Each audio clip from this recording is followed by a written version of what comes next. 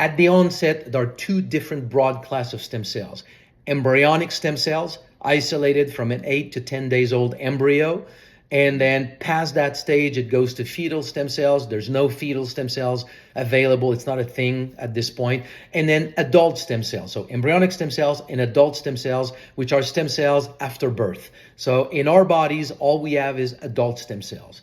In this class of adult stem cells, you have hematopoietic stem cells that make blood cells, and then mesenchymal stem cells that do pretty much the rest in the body.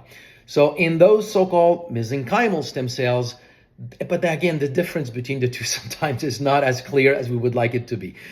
You have sub-stem cells. So you have your endothelial progenitor cells, for example, that can become blood vessels, and so adipose stem cells are also mesenchymal stem cells.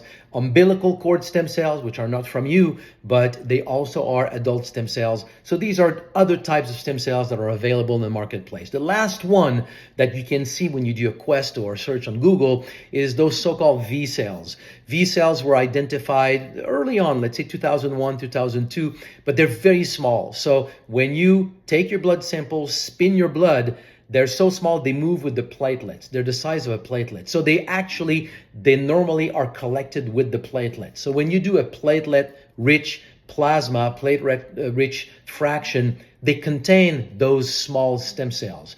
And how you identify that they're stem cells? Well, they have DNA and they have the marker for stem cells. And these small stem cells are actually the most potent in the human body. So these are sort of the general stem cells that we find in the human body.